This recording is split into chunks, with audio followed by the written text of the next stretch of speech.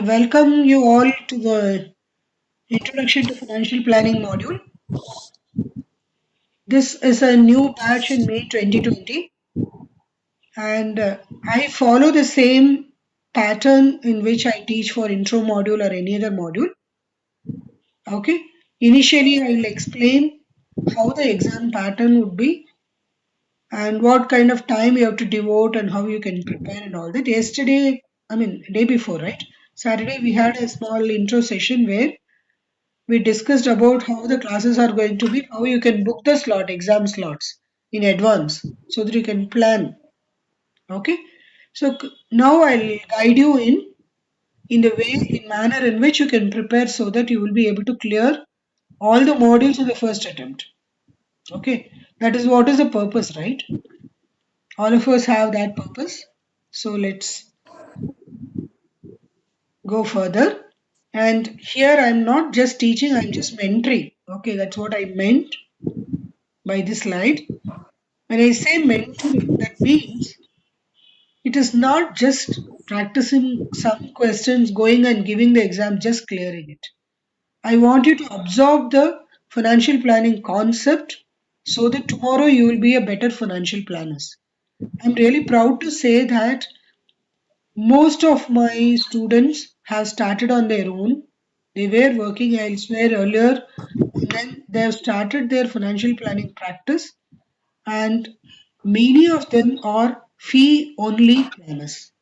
I'm very proud to say that many of them are fee only planners. That means they have started their business not because of commission, not looking forward to commission what they are earning. They want to give a proper financial planning services. So they don't want to have any conflict of interest. So most of them have become fee only planners. In fact, it's your choice. I don't say that is the only best thing. Okay. But what I'm trying to say is this is what has happened. So people evolve as financial planners. So I would like to mentor, I would like to support you even after you clear your exams. At any point of time you get a doubt. Even the students who were my students in 2008-9 period, they come back to me and ask about some query with regard to PF, PPF, or any kind of taxation regulations changes. Everything they come back. So that is the kind of relationship we built. I look forward to similar thing with each and every student so that you take me as your mentor and whatever support I'm able to give you at any point of time. In fact, I don't want to project that I can get you a job. That's not the purpose here. That's why when some of you might have called and asked me about it, I would have told you I can give you support. You may get a job, but what is the purpose is being a planner, becoming a planner. Okay. So that's what I just wanted you to become. So here, just I want to tell you how you can prepare. Okay. The first step is attend the webinar sessions regularly. So what I expect is maximum possible. You can try to attend almost all the sessions. Okay. If you miss one or two, it's okay. But it's better because you get an opportunity to directly interact and then get your doubts clarified then and there, right? So that is what I expect. And the next one is study regularly for 2 hours per day. Here, regular practice, consistency and persistency is required because if you okay, I'm practicing only by weekends, that is also okay if you have time only on weekends. But if you are practicing at least a little bit on a daily basis, it is better because I have some students I have heard from them that they started waking up early, an hour early, so that they will get that extra 1 hour. Or some people started sleeping 1 hour late. Okay, I don't want you to give away your sleep or anything, but the thing is like you can adjust according to this so your schedule and then make some time for practicing on a daily basis. Okay, 1 hour, 1.5 hours like that slowly. Once you gain interest, you may be interested to continue for more time. Okay, that's what is required. The next step is practice the mock test and clarify the doubts with the faculty. Then they send a WhatsApp message. The group is formed only because of that. Yesterday also I was mentioning to you that whenever you have a doubt, you post it there. Even before you could see that somebody would have clarified. Okay. So if their clarification is not correct, I'll correct it. Okay. So that is one thing. And you can mail me also. But whenever you mail it, you just post it to the website. I mean, post it to the WhatsApp message that you have mailed some query. Because WhatsApp is being seen every now and then. Then intensive preparation during the last few days before the exam with the FPSB mock test papers. So these are all the things which are really required so that first attempt you will clear. Nothing to worry. FPSB has got a set of mock test papers. Okay. They will have around 30 questions, that are 30 to 40 questions for any module. But the thing is, those patterns, if you understand, it will help you to clear the exam. Okay, so that's why I'm asking you to practice towards the end, the mock test repeatedly. That's it. That is a secret of success. Now we will see the structure of CFP exam. For module 1, introduction to financial planning, there is no exam. Okay, so no exam. So that's the reason rest of the things are not there. But it continues with the other exams. So module 2 is risk analysis and insurance planning, which is considered to be exam 1. Okay. But it depends upon your liking of the subject. Suppose you want to have retirement as your first exam, that is fine. So the three exams, sorry, four exams, insurance, retirement, investment, and tax can be taken in any order. Okay, anything can be your first one. I've seen most of the people what they do is if they are coming from mutual fund background or investment background, they take investment planning as their first module, first exam. People who are very comfortable with time value of money, they take retirement planning as their first exam. Okay, so the option is yours, but when you are going in a group, I will decide depending upon understanding your capabilities. Okay, so the last module is after you clear the four exams. Last exam will come after you clear this, and first four exams will have 77 questions. Okay, 1 mark, 2 marks, 3 marks, and 4 marks will be there, and out of which 20% will be from the module 1, that is intro module, and 80% will be the respective modules. Okay, so this 20% is your support. That is, if you are clear about the basics, you will just score the 20% without any difficulty. So the balance marks you can score from the respective subject portions. Okay, so we'll proceed to the next one. This is what is introduction to financial planning.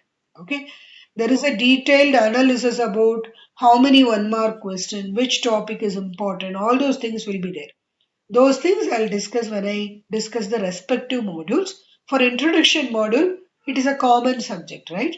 So anything can come in any module. So just understanding the basic is important. So let us get into introduction to financial planning. Any doubts till now?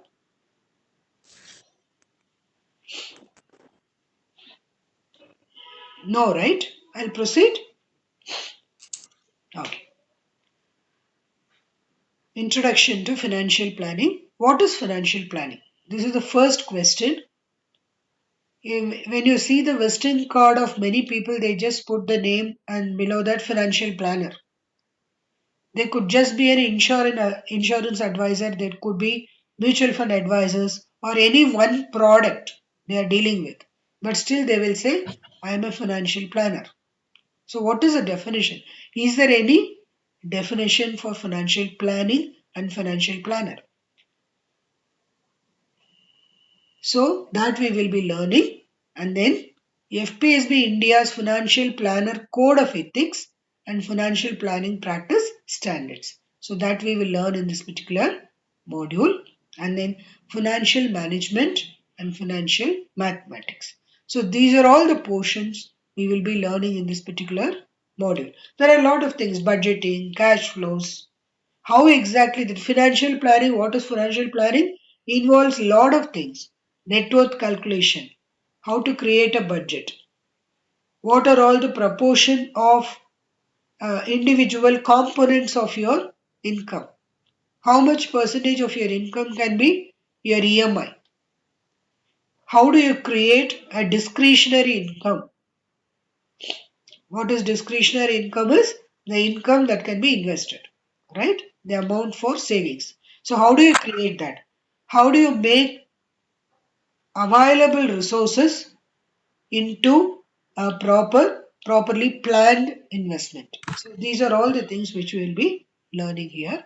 And code of ethics is across the globe they follow 8 codes of ethics. So those codes of ethics which are very important, that also we will learn because a planner has to follow, right? So otherwise what will happen is there won't be any professional relationship and there will be a clash between one planner to another.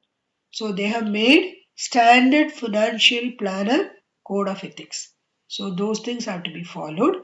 And then how do you follow the standards? These are all international standards. And then financial management and financial mathematics, that also we will study. So the actual question, what is financial planning? Planning is a process, right? When I say planning, okay, what should I do today? What should I do tomorrow? What is the steps? What are all the things to be followed? So it's a process. We are writing down the steps for the process. So what does that process help me? A planning process helps me to realize our needs. So what is a need? Need is the very basic requirement. Without this, we cannot proceed further. Food is a need, clothing is a need, shelter is a need, right? So, same way to realize what are our needs. It's not only for us, we have to provide for the family. So, planning is a process to realize our needs, to rediscover our desires. So, once the needs are over, what is the next step? We are discovering. Discovering is first time. Rediscover means we had lot of desires. Because of our needs, we have kept them aside. We don't know how to fulfill the needs only. How do we go to the desires, right? I want to have a beautiful house. Okay, that's a desire. Sometimes it becomes a need.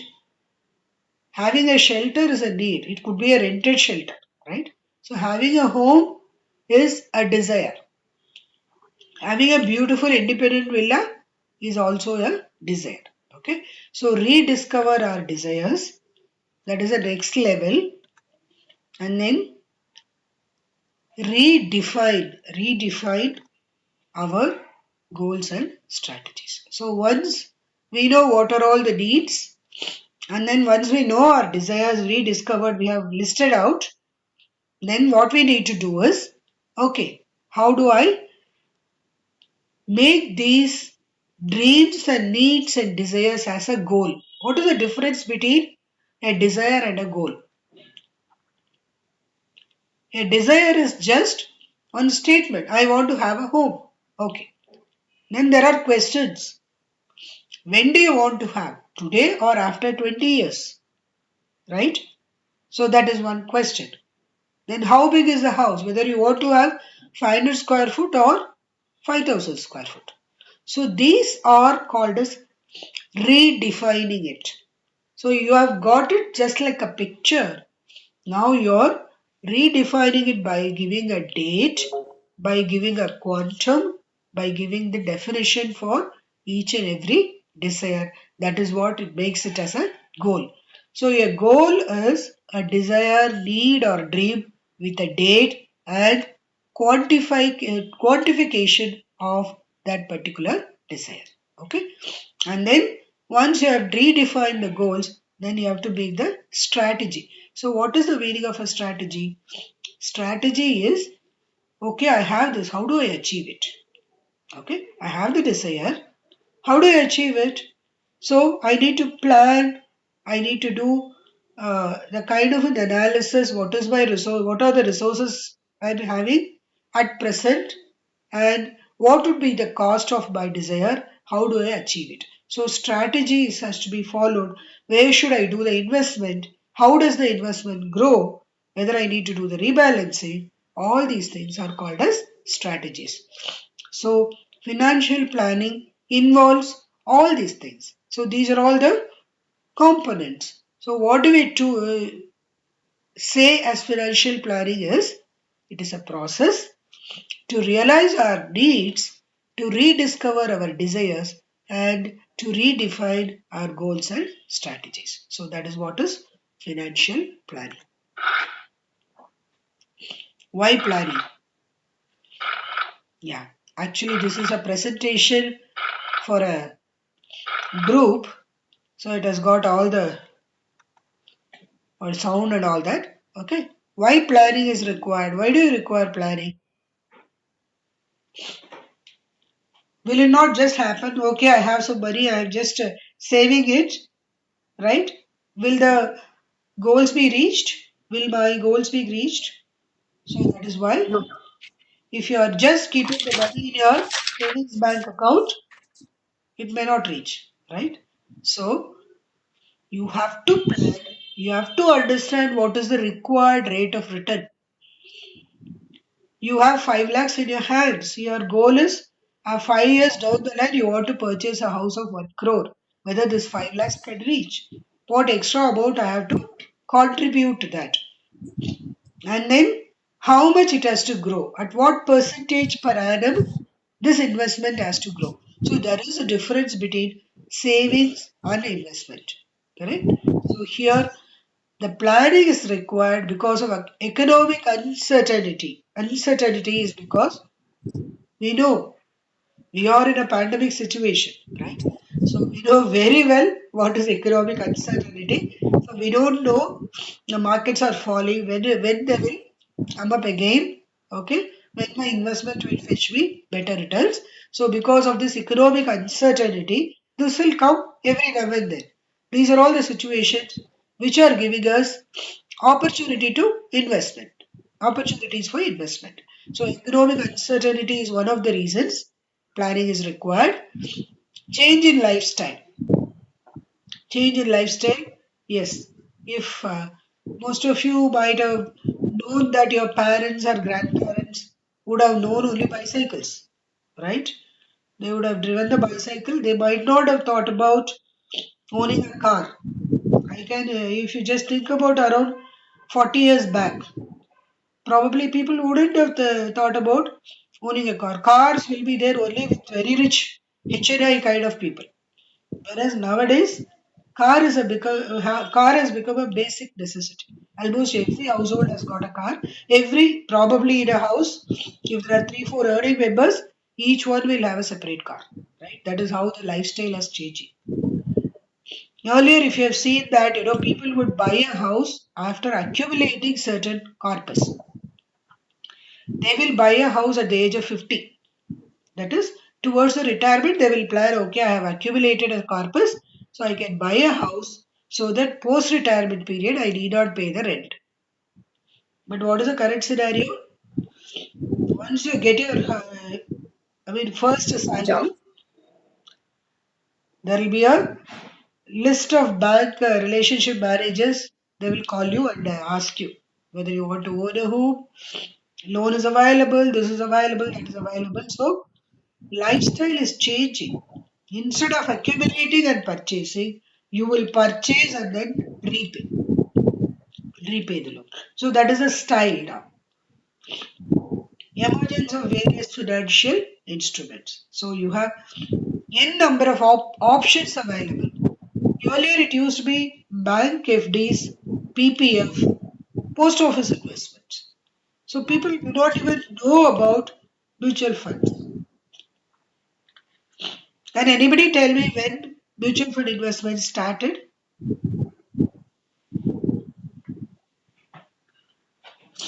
Any idea? Before 2000, started by UTMM, and somewhere in 19s, I don't remember that year. Okay. Unit Assist of India. Okay. Anybody else? Any other number? Maybe mid 90s. Okay. Actually, it started in 1960, 60s. Can you believe it? Unit 64. Some of you might have heard. UTI's Unit 64 was very, very popular. So when I say 64, that means mutual funds were there even in 1964, right? So, like that, mutual funds were there quite some time back. But how many people knew about it? How many people invested in mutual funds, right? So here, the number of instruments available here, alternative investments, there is a list. We have PMS, we have bonds, we have direct investment in equities, preferential shares. There are a number of options available, even for equity itself, right? So because of these instruments, people do not even know which is good, which is suitable. Meaning good is whether it is suitable for your goal. That's all. Good doesn't mean only the performance of that particular investment. Whether that is suitable for your risk capacity, whether it is suitable for your goal. So that is what is a decision. So planning is required when you have lot of options. Okay.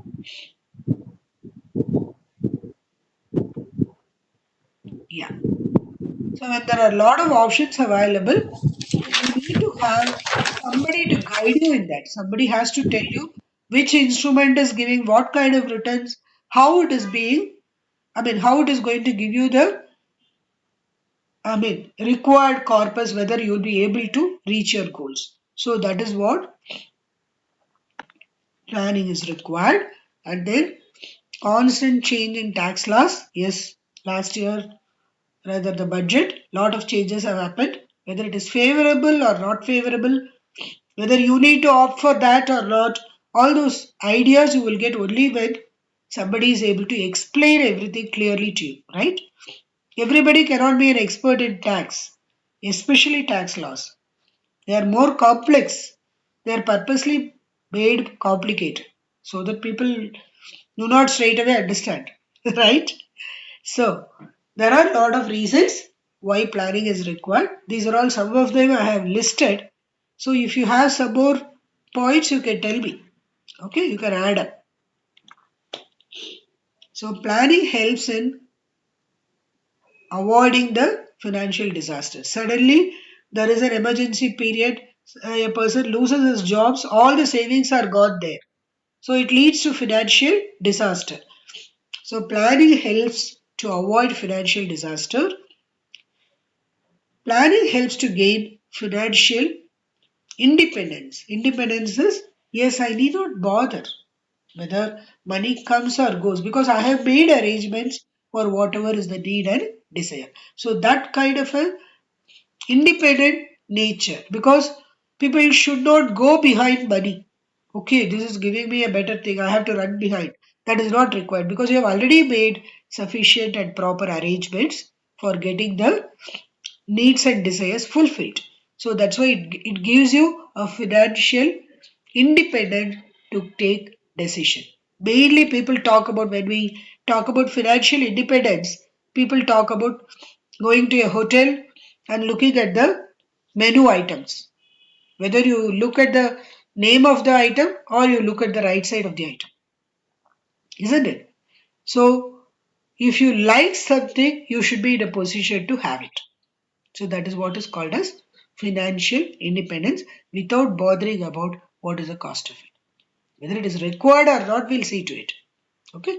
So to gain financial independence, to fulfill one's financial obligations. So one's financial obligations, as I told you, needs and desires, this is given in different terminology, different statements, all mean the same. I am planning. My planning has given me everything required, the strategy required to achieve all the needs and my desires. That's it. Okay, to provide for contingency. Contingency is situation like pandemic. Contingency mainly is talking about losing the life of the breadwinner.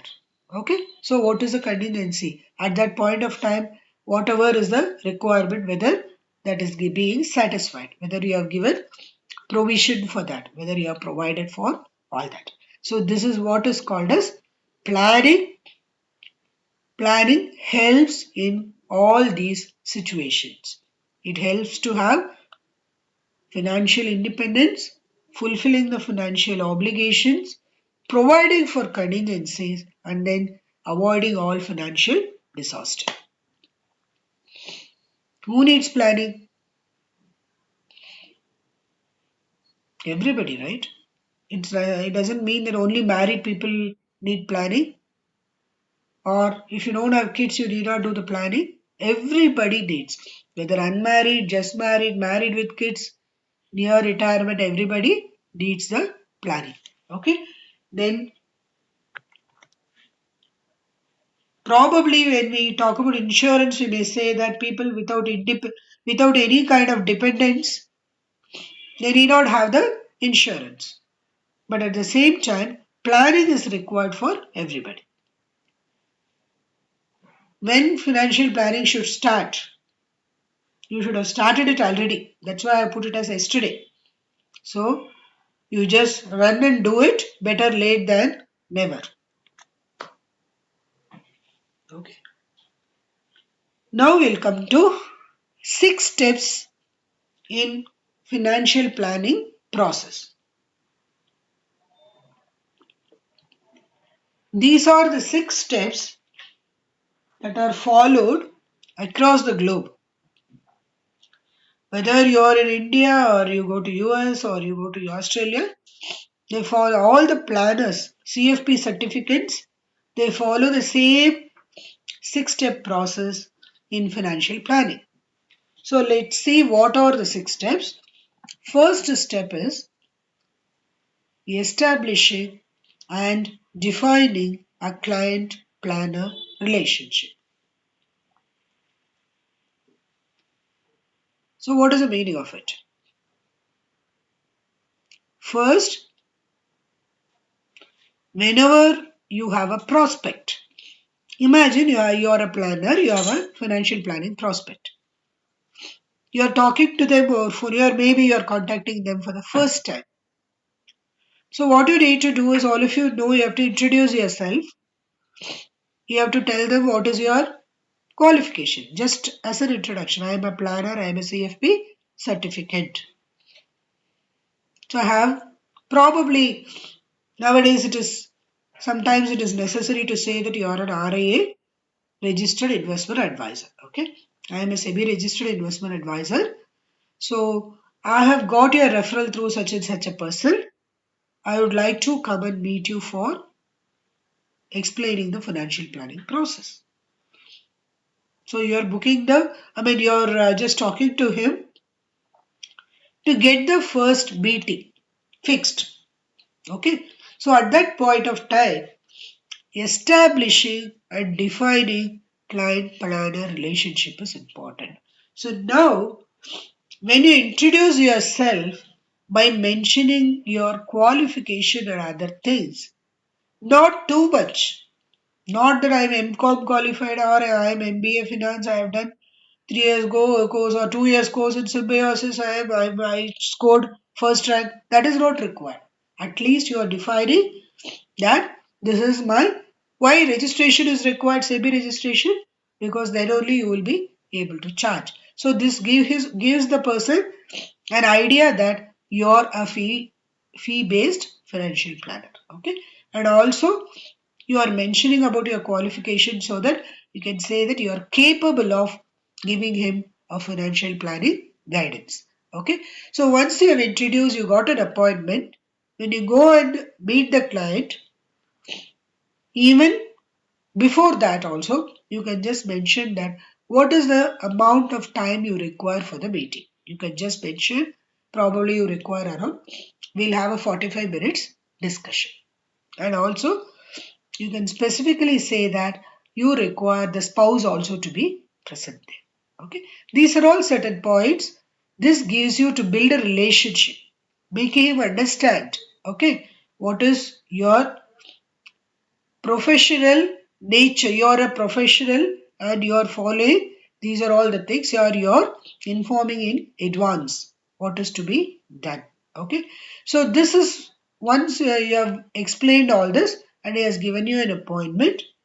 Probably he may ask whether you charge. Then you can tell him that yes, I have my own charge. I have the charges. Before in the first meeting, I can explain to you about everything. And some people might be thinking whether you charge for the first meeting itself. If there is anything like that, you can tell them. Because many planners they charge per hour basis for every meeting. Okay, so that also is there. You can mention in advance. Okay, so this gives him a clarity and he understands that okay, there will not be any question tomorrow, right? Okay, I'm talking to him today. Today he charges 1,000 rupees per hour. Okay, with that 1,000, everything is done. If I want to continue, I can continue. Otherwise, it's over. Correct? Otherwise, at the back of the mind, he will be thinking whether he will charge 5,000 rupees per hour. What will happen if he is charging more? Whether he will give a product which he earns a lot of commission. All those questions will come in the mind, right? So, this first step is very important. It should be done in a professional manner, and then there should be a clarity about what is that you want from him, and then what is your purpose of calling him, purpose of meeting him. Okay, so now after reaching the client, you define what is your capacity, what is your qualification that is giving you the right to do. Okay, because you are a SEBI registered investment advisor, you are capable of doing the complete financial planning process and also charge the client, right? That you can explain. And many people have a doubt whether you will file the tax for me every year. You will be doing the tax filing also, ITR filing. You will take care whether you will calculate for the capital gains, whether you will take care of payment of taxation also, whether there could be a common account that should be opened. So these things should be clarified. Whether you will take care of will writing, whether you will take care of nomination in all his investments. So every step of this financial planning process, so it is better you make a list. What are the things you are capable of doing? For what are all the things you want to take assistance from the experts? Taxation, I am not very comfortable with, conversant with, so I'll be taking the help of a chartered accountant. If you already have an existing person, you can just tell me that information. There it's a better, right? Same way, will writing, I'll be utilizing the professional services of such and such a legal uh, person. That's it. Okay, so this is what is establishing and defining client planner relationship. Excuse me.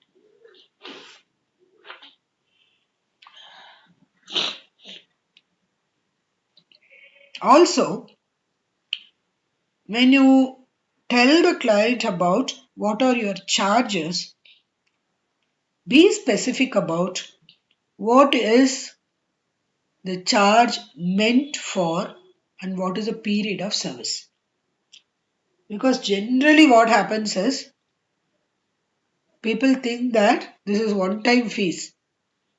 Be clear about whether it is annual fees, whether every year it will be the same amount or it will depend on the volume of investment, whether there will be a rate increase every year. So, all those things. And this fee includes what kind of charges. So, this is what is called as establishing and defining client planner relationship. Clear? We'll go to the second point, gathering information and setting financial goals.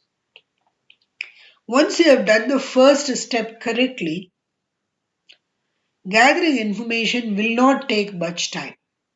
The reason is the person will be very comfortable with you. You have clarified all his doubts in the first step itself. Okay, so he will give you the information because your plan will depend upon the information collected. If there is half information given, then your plan will not be complete. So you should make it clear to them, and then there should be a format. You should prepare your own format. There are many formats available across, and there are around, in fact, I would like to tell you, I think in every group I'll tell them. Initially, when we started, we extracted the format from US, somewhere from the Google. We just extracted and we got around 36 pages, which is gathering information for financial planning. Okay. 36 pages, if you give it to somebody over here, people will straight away say, I don't want financial planning. It is asking for everything. So much, so very details that is being asked. So, because of which, in fact, we need to make our own. We just deleted lot of pages out of that which are not relevant here, and finally we made it as a 9 page gathering information sheet. But still, that itself is more data. Okay, because if you go and ask any of the clients what is the insurance policy you have, they will say I've taken LIC. LIC has got hundreds of plans, right? Which product you have taken, when did you take, whether it has got a coverage, risk coverage, what is a sum assured, most of the things they may not be knowing, right? So all those things are asked in that questionnaire. So always what we say is whichever investment or insurance you have, just provide us a scanned copy of that particular documents. Enough. Your mutual fund investment will have the folio number. Latest statement you can collect because the number of units will be known there, right? Not the initial investment. After that, lot of investment would have happened, lot of redemption would have happened. In insurance policy, nothing wrong. If you collect the first bond, first page, that is enough. That will have all the information. So, whenever you collect the data, it is better you collect the scanned copy of the document along with that. And then, after collecting the information, setting financial goals is also important. I have mentioned here as goals. I have not mentioned needs or desires because needs and desires do not have a date or any definition to that. Just they will have some interest. That's all. So you have to put a date, you have to give a quantity to that, quantify that, then it becomes a goal. So you just set the financial goals for the client. And also, you have to give a priority number, priority order to each and every goal so that it will be easy. See, they say goal should be smart, isn't it? Specific, measurable, and all that you would have already read in many, I mean, you would have attended many seminars rather on these things. Okay, so that way you just set the financial goals for the client and then define, quantify, and then put a date. Analyze and evaluate the information. Once you have collected everything, sit and analyze what are the strengths and weaknesses. Okay. So which is good, which is very any challenges are going to be there in achieving this. Okay. So just do that. Evolve and present an action plan. So what is evolving? See, the analyzing and evaluating information will create the cash flow actually. We'll do the budgeting, everything during this particular step. Okay, and then evolving and presenting a plan is evolve. The word evolve is used. We have not given write a plan, isn't it? We just given evolve. Evolve is a word that is used. That is something that is created very specific to that particular person. Evolving, isn't it? So it is we create not a normal plan, stereotype plan for everybody. It is a unique plan considering all your concerns, your requirements, your resources, everything, desires, and then we are presenting the plan. So, presenting a plan is also a very important step. In this step, we need to tell them why we are choosing a particular type of investment, why we are utilizing certain resources towards certain goals. For example, people might have one, say, one site, residential site they have purchased. We will link that to their retirement or the daughter's marriage. In between, we will not utilize it. The reason is a real estate property will grow in value after a long time. At least we should give around 10 to 15 years time for the property to grow in value. So that's the reason. Generally, this is what is the resource that is being linked to a goal. Okay, so that's the reason this presenting of a plan is also very important. So explain to them why equity is done for a particular goal and then why you are doing a balance fund for another goal. And then what is the alternative you have given. If he is not satisfied with one type, you should give alternative investment options also for the client to understand. Okay. Then execute the action plan. Once you given the plan, it is just a sheet of paper. It has to be implemented. Execution is implementation. Okay. So you have to tell them what are all the actions to be taken. Buy additional top-up cover of Mediclaim to cover the COVID requirement. Okay. So the top-up plan will not cost you much. So this will be the premium for a 25 lakhs coverage.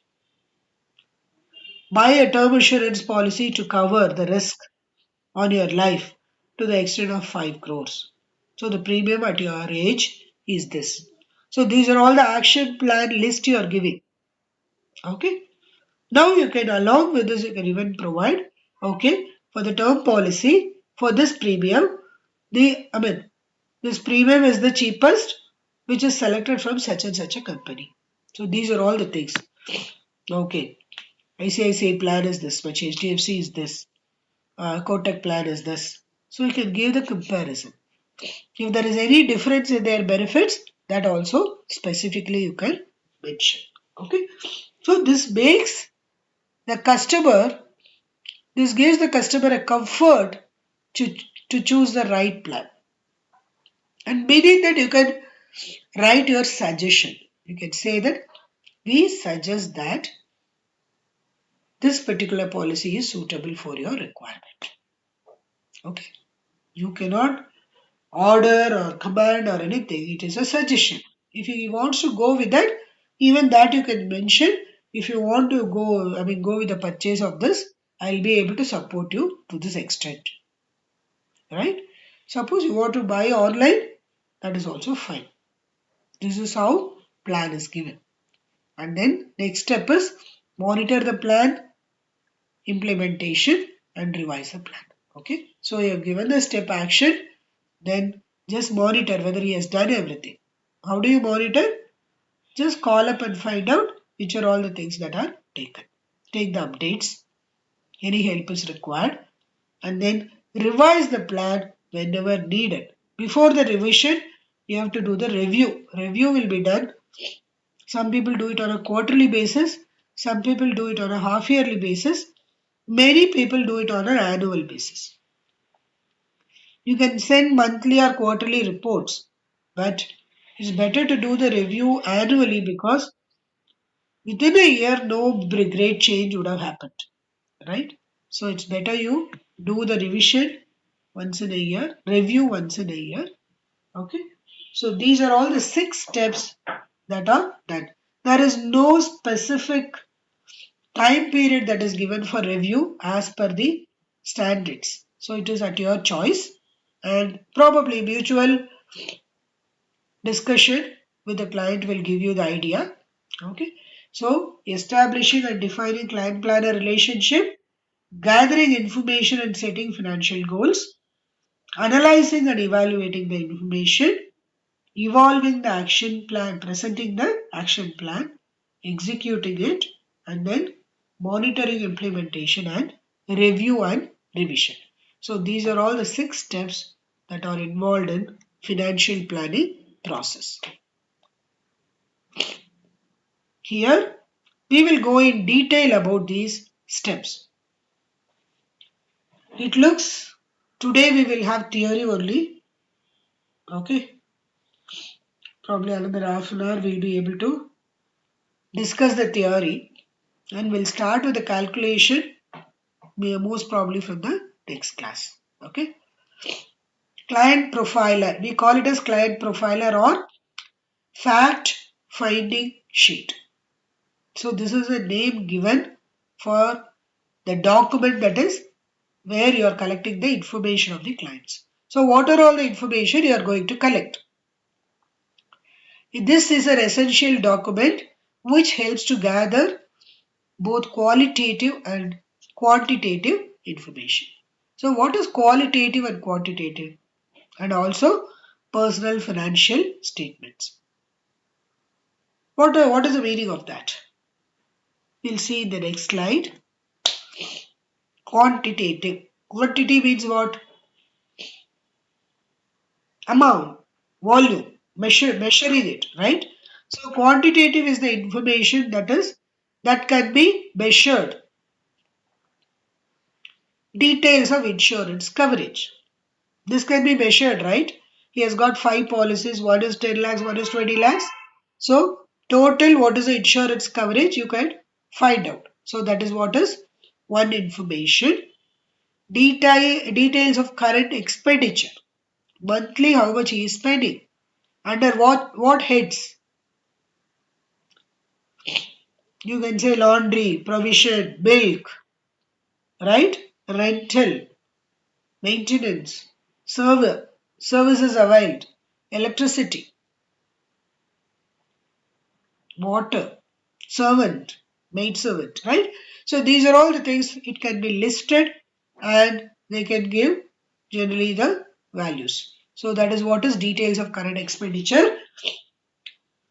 Time frame for review of plan. So you can even define that when you want to do the review, once in a quarter, once in a half yearly, whatever, you can mention that. Long term and short term needs. So this has to be defined. I have given here needs, not desires. So what is a need? As I told you, basic need. How much is the school fees for the kids? What is the term fees? Right? Short term. And what is a long term requirement? Whether annually you have to pay anything to their school. A donation or something would have been already given to you, right? So these are all the things which you need to list, which can be quantified. Details of assets and liabilities. So what are all the possessions? Like he has got a house, gold jewelry, cars, furniture, right? All those things can be listed. Liabilities, whether any loans are available, personal loan, housing loan, car loan, vehicle loan, anything that can be listed. Then income details, definitely salary, or if it is a professional income, what would be the average annual income, and if it is a business, what is the net profit. So those things can be defined. In case of business, you have to collect the details about how many partners, what is the share of this particular person, okay, how the profits are being shared, all that information had to be collected. Sources of income, that's why I've given sources of income. There could be a rental income, there could be a payout from certain bonds he has purchased, right? So there could be a payout from post office schemes. So all the income sources have to be considered.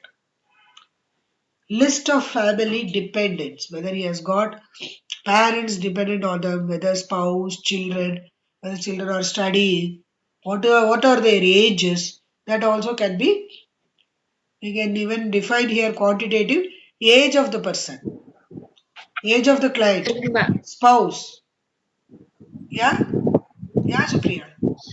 Ma'am, what's the exact difference between income details and sources of income? See, income details is about what is the quantity of income. So when we talk about income, they will give only the main source, like salary.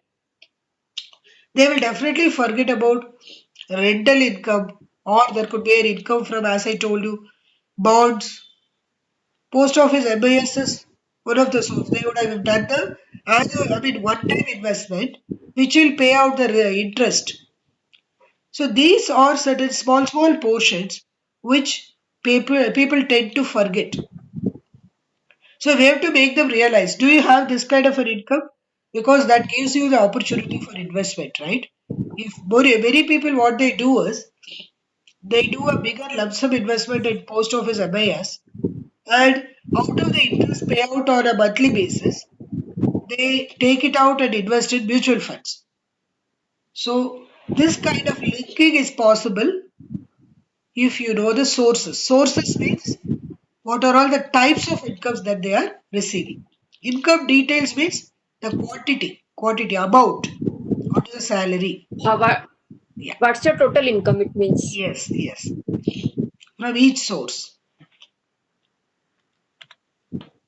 The next is qualitative information.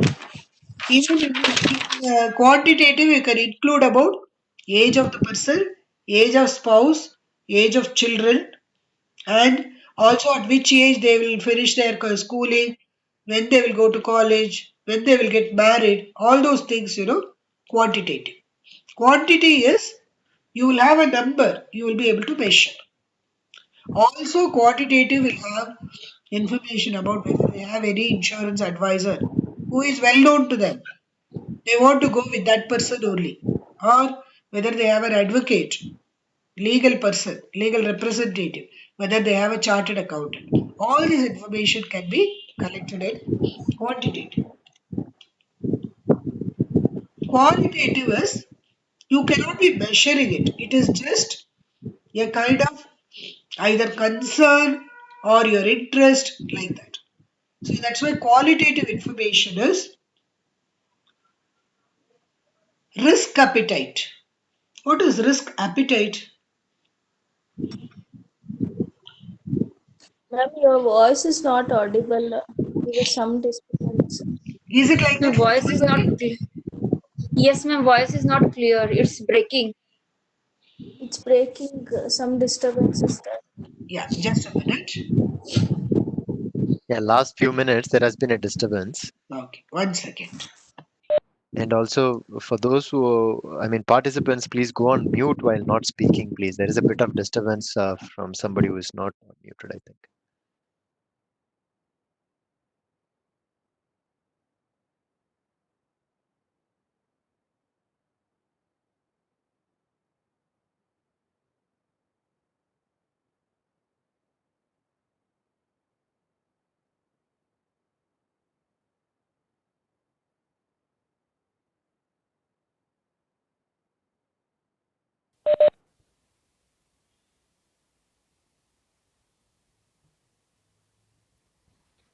Now is my voice clear?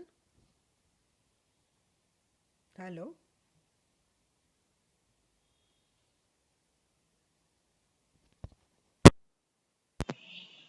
Now am I audible?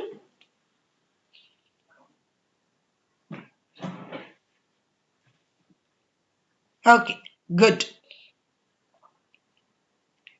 See, I was explaining about quantitative information, and now I have come to qualitative information. What is qualitative is there is no measurement. Okay, quality is what I say he has got good qualities. That means I cannot measure it is 100 grams or 1 kg or whatever it is, right? So good quality is, we call it as, it is subjective, right? So here a qualitative information is risk appetite. Appetite means hungry, right? Hunger. So risk appetite is to what extent you are able to accept the risk. That is again, in other words, it is called as risk tolerance. A risk tolerance is how much you are able to tolerate the risk. This risk is talking about in, not insurance risk. This is talking about investment risk. So suppose you want to invest somewhere, how much money you can lose. If you go and ask somebody, they will say, I don't want to lose anything. Right? So the thing is like,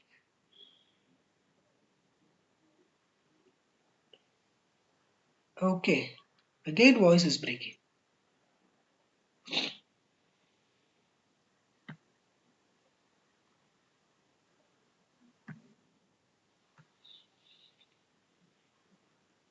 So, Madam, voice is still breaking. mm, Okay, meeting recording has resumed, it says. Yeah. Okay. yeah, kindly keep an eye on that whenever it is possible, because sometimes if I don't switch on the recorder, then it will be a challenge. Okay, it Okay. won't get Okay. recorded. That's the reason. Usually, I'll remember 99%. I'll remember. Yeah. So now risk appetite we are discussing about, and risk tolerance. We have I mean create a questionnaire. That questionnaire is something where we will be having certain questions that will ask about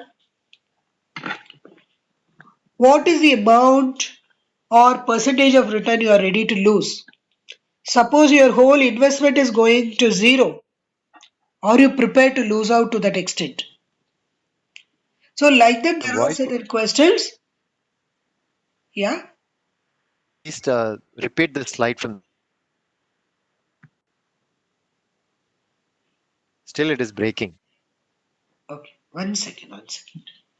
Probably logging out and logging in. No, no, not to that extent. Ma'am, while you are speaking or explaining any these slides, your voice is breaking, or else it's the voice is not breaking. Maybe that is because of me only. I think probably I am taking the stress. One second.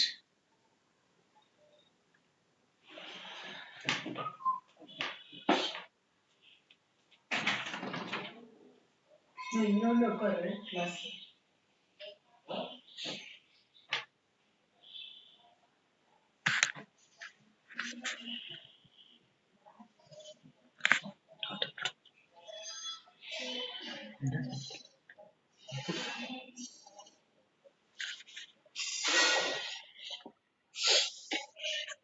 Yeah. Now is it okay? My voice?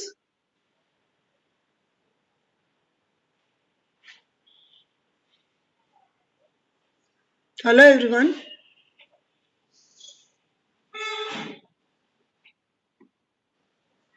You need to check for the continuity. Yeah, yeah. I'll just continue. Let's see. Yeah.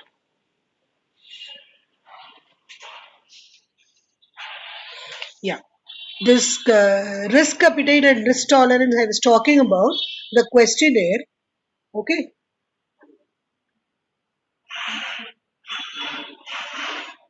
Oh God. Here there is a lot of noise.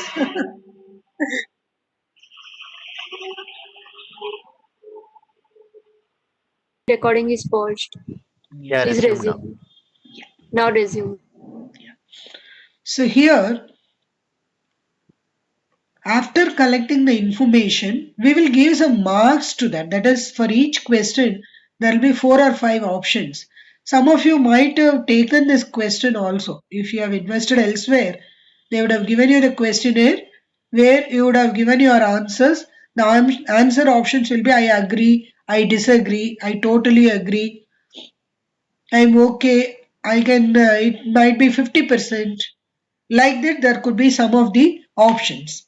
So, if you have given your answers, for each answer, there will be some mark. Okay. So, these marks will be added up and they will have a definition about total marks is 100, out of which if you have scored below 30, that means your risk appetite is very low. If you have scored between 30 to 40, 45, your risk appetite is moderate. Above 45 to say 60, it is okay. To a certain extent, equity investment can be done. Like that, they will have different definitions for each and every number. Okay, so depending upon that, your portfolio will be created. So, for this, risk appetite and risk tolerance questionnaire is very, very important. So, for each and every client to take care of the investment, we need to have this questionnaire filled in. Bhavya, I was not sharing the content because because of that video only the voice is not clear, other connectivity issue was there. Okay, now I am sharing the video. Just see whether you are able to I'm I'm still still in the your last, voice is see. yeah, still your breaking. voice is breaking. Last, Actually. yeah, last few minutes, last Hmm. 3, 4 minutes, what you've been talking has been unclear, completely breaking. Um, or Okay. maybe maybe we can log out and come back, or if